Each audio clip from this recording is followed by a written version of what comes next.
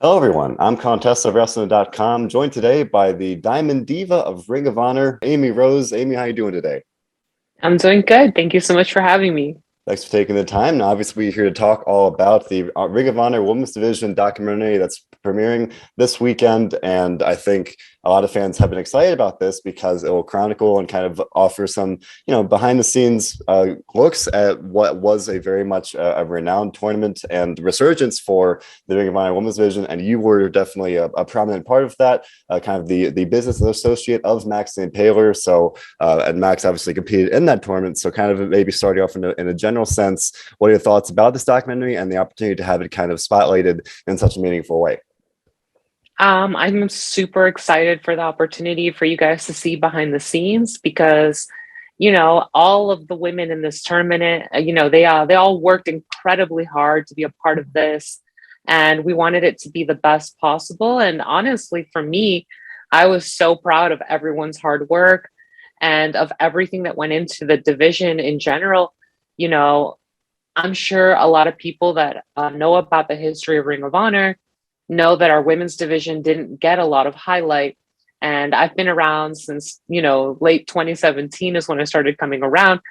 Women's division was there, but it wasn't a prominent feature, dark matches, things like that. Our roster was very light. And a lot of the women that would come through were only there momentarily. So it was nice to actually have some focus on our division and to have the time to really shine and show everybody what we can do.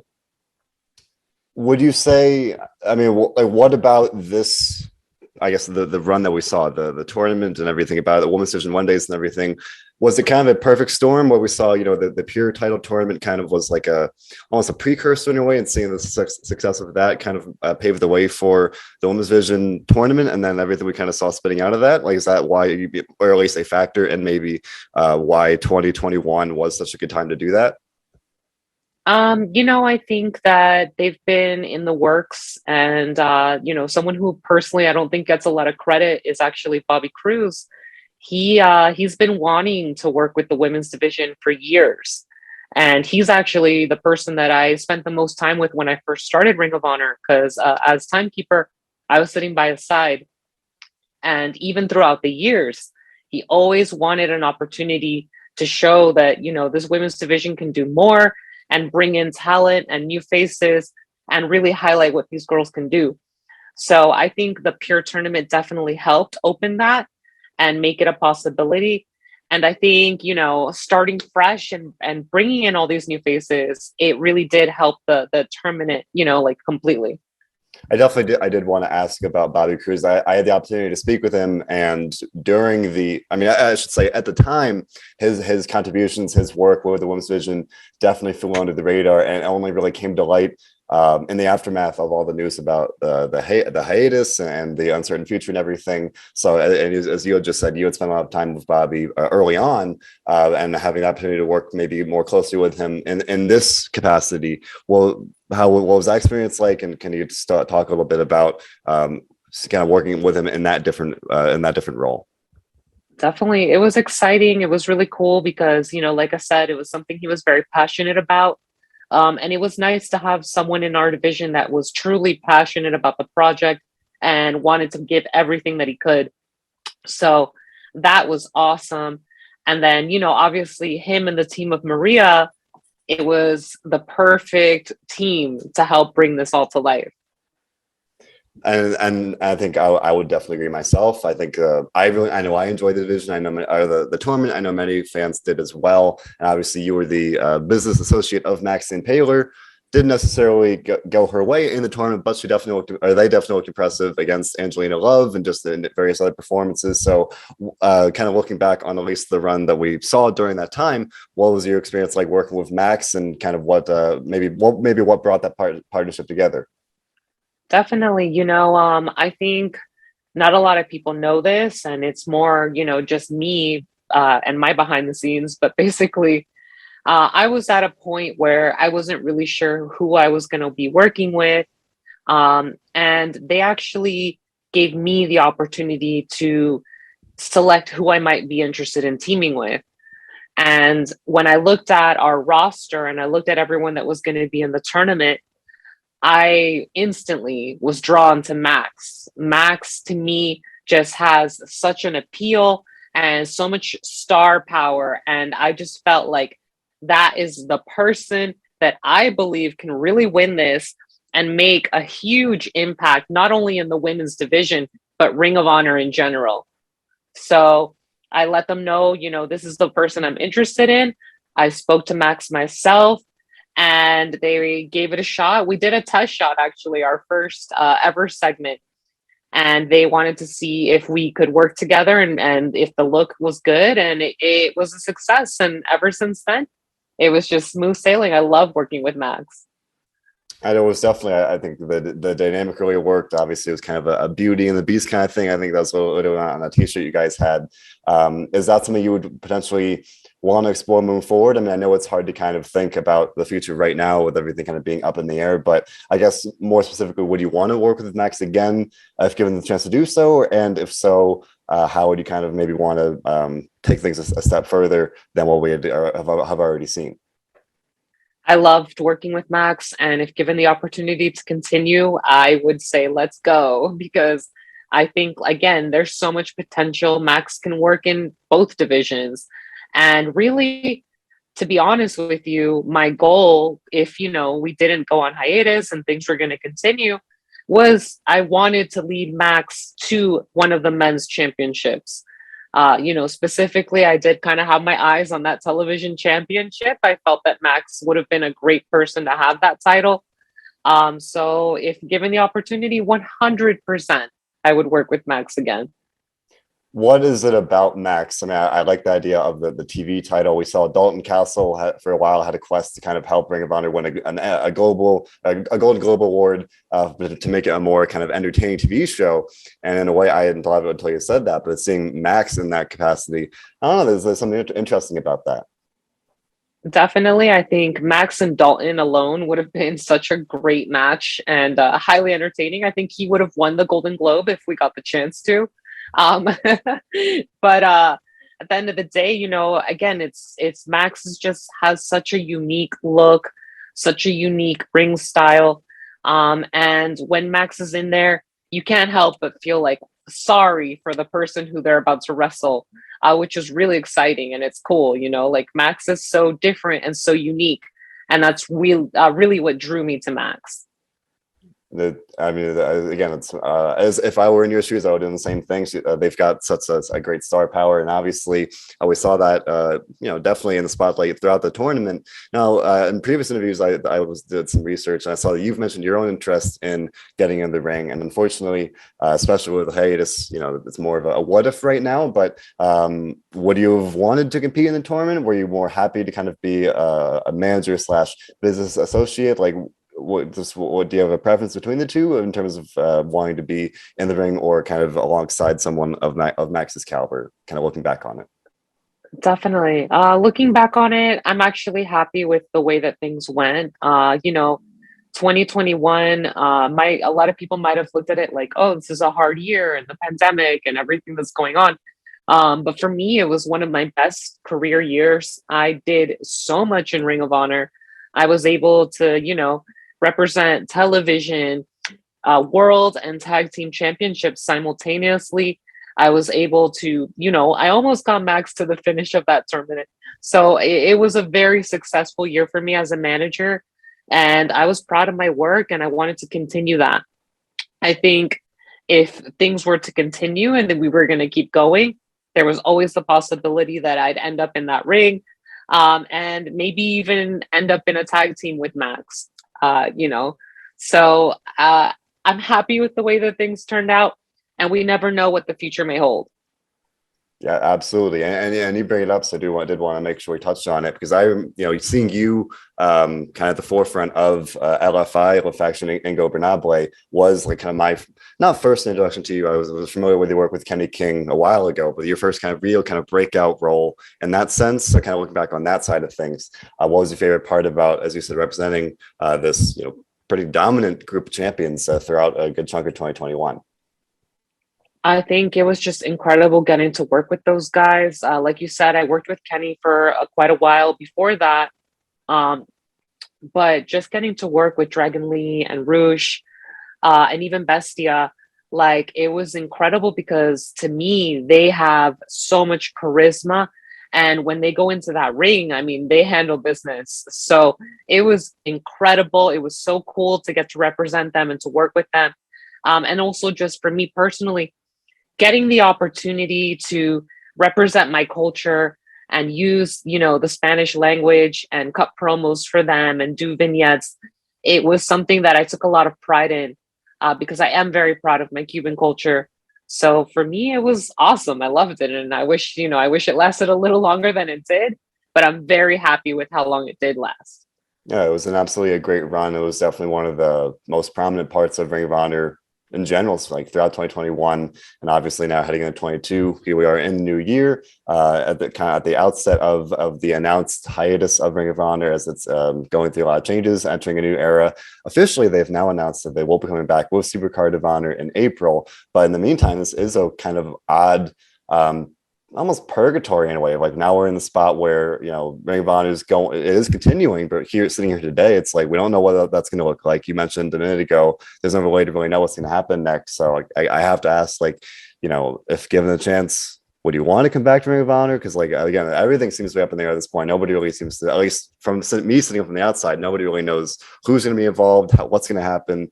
So as someone that obviously had been there for quite a while, would you want to come back? And if so, I guess circling back, would you want to go back to your role as kind of the manager side of thing, or maybe come back if given a chance in the ring? Kind of what are your thoughts about at least the short term future as far as concerns Ring of Honor? Definitely. I think everything was kind of unexpected. Just like you, I was totally blindsided, and I didn't expect anything to happen. So it was a very tough time, and it still is very tough. Um, but I would obviously want to be a part of the show and be part of Ring of Honor again because, like I told you, I've been around since late 2017, and I've devoted so much of my time and so much of my heart to this company. I moved across the country just to train at the Ring of Honor dojo, and it's not easy, everything that happened, but it does bring me joy, and it does make me happy to see Ring of Honor announcing a comeback, and it does make me happy to see, that we're not completely done, we're not over. Final Battle was pretty tough for all of us because we didn't know if this was really going to be the last time we ever see some of each other again. So if given the chance, 100%, all I can do is hope and pray that I get to be part of this and continue to be with my family, because that is what they were to me. They were a family, and a lot of my friends are part of Ring of Honor. And, fingers crossed, we'll see what happens. I mean, you mentioned it with Final Battle. For me as a fan, it felt like, I don't want to say a funeral, but it felt like it was an ending. It was very sad in some ways, and it was a celebration just as much. But there was this large looming sense of that it was the end of an era, and again, this very, very this clear uncertainty about what was coming next. And now, as you said, it's definitely a good sign that they have officially announced they're going to come back. But do you think, maybe just looking back on it, do you think fans or even just the wrestling world in general may have overreacted? Because like when Ring of Honor first announced the news of hiatus, there was definitely a sense of like, well, what if they don't come back at all? Like, what if they're announcing that, and then come April, or I guess based on the announcement, it was vaguely mentioned April, but what if the thought being that what if April, quote unquote, like never came? Like, what if they decided to kind of, let it lie and I guess celebrate what Ring of Honor had been? Do you think there's some general overreaction there? I think their reaction was warranted because, again, it's like you said, it's very uncertain, and we don't know what is going to come or what it'll be. And I'm actually happy that it happened that way, because it was nice to have all the support of the fans and see so many people with, nice memories of our company and, loving Ring of Honor and loving wrestling in general. It was nice to have the wrestling community appreciate everything that Ring of Honor has brought out to the world, because so many people from our company are now the top stars in other places. Um, and wrestling in general has grown so much because of Ring of Honor. So personally, I don't feel that they overreacted. I think that it's only natural to be uncertain, and I'd rather everyone gave everything they could in that moment and appreciate the hard work that everyone on that roster put into that night and into just in general their careers. It felt nice. It felt like we were appreciated. And all I can really hope for and all I can really ask for is if Ring of Honor does come back, I want to have that same people, all those people that were showing us love and attention for that night, help us out, continue with the company, keep helping Ring of Honor grow, because that's what's really going to make sure that the company doesn't go away, that Ring of Honor is not truly over, is really going to be the fans. I mean, there definitely is a lot of buzz around Ring of Honor right now, even during this, somewhat odd or awkward time of this hiatus, because right now there's been a lot of work to keep the brand, keep the name Ring of Honor alive. Obviously, we've seen Jonathan Gresham continuing to defend the title in numerous promotions. We've seen, and obviously right now, the talk of the town, Ring of Honor has, or at least some members of Ring of Honor roster have invaded Impact Wrestling, and that's generated a lot of excitement and a lot of a lot of interest in, or not, or I guess I should say renewed interest in the Ring of Honor brand. So I think it's fair to hope and even assume that some of that will carry over when Ring of Honor does come back. But as someone that obviously has been a member of the roster for several years now, what are your thoughts on what we are seeing with this, this work and in this mission of keeping the Ring of Honor, the brand and the name alive with, as I said, Gresham, and now this kind of invasion style kind of thing happening in Impact, in a general sense of what we're seeing unfold there? I think it's so exciting. I think, I'm very happy to see Ring of Honor still thriving and people still fighting to keep, our roster and our name out there. Jonathan Gresham, I couldn't be happier that he won the title. He is incredible. He is, not a lot of people may know this, but he is one of the coaches from the Ring of Honor dojo when I trained there. And he helped me grow immensely as a performer, as a wrestler. And he's one of the absolute best in the world at what he does. So to see him as a champion and for him to be representing Ring of Honor, the company, he literally is what Ring of Honor stands for. Very honorable and very hardworking. So I couldn't be more happy about that.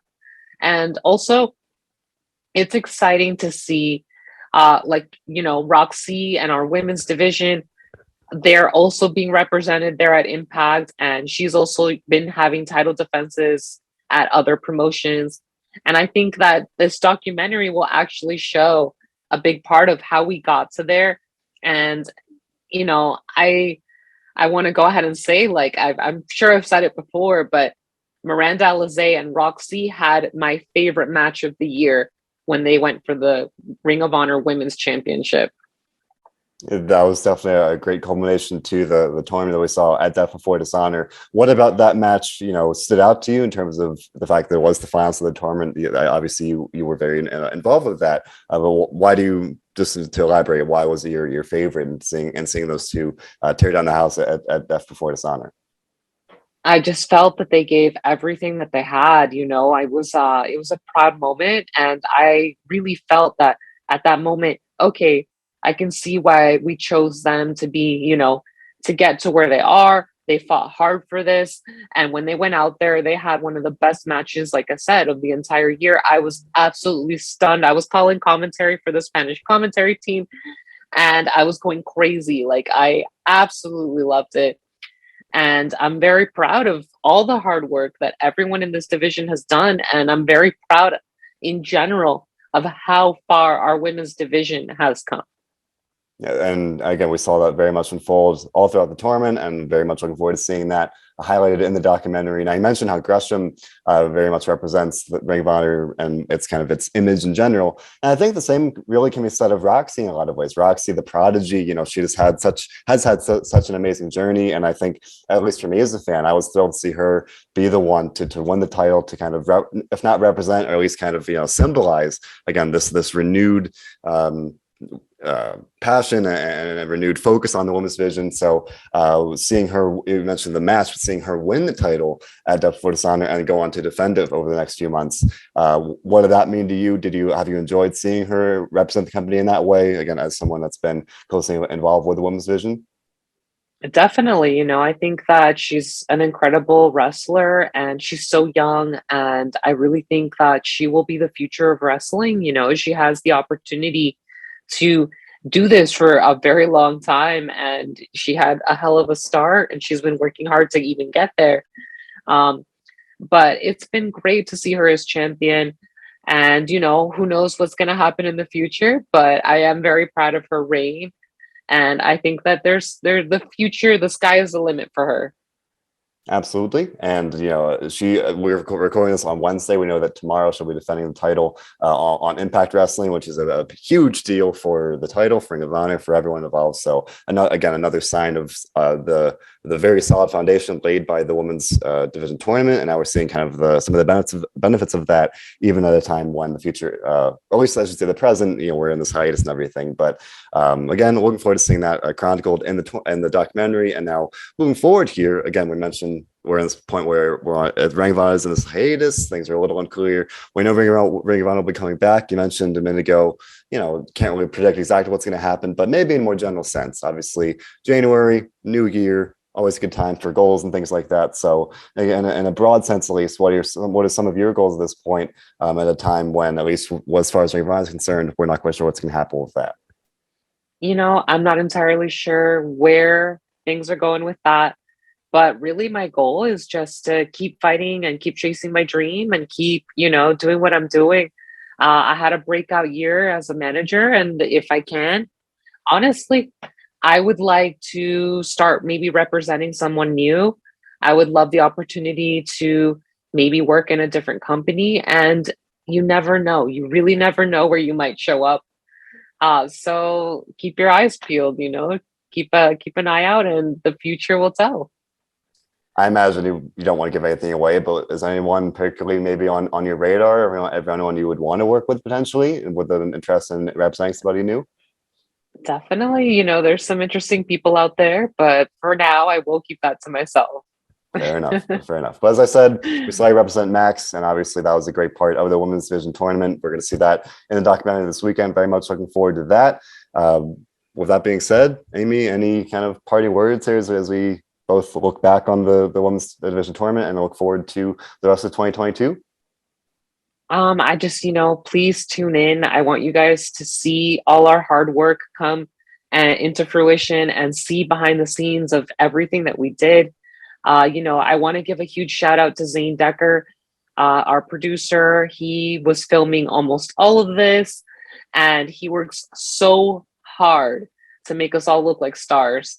So just getting an opportunity to look at what he created with this documentary, I think would be awesome. And again, if you're a fan of wrestling, and especially if you're a fan of women's wrestling, you're going to want to tune in. No doubt about that. And with that being said, Amy, thank you so much for your time today. Thank you.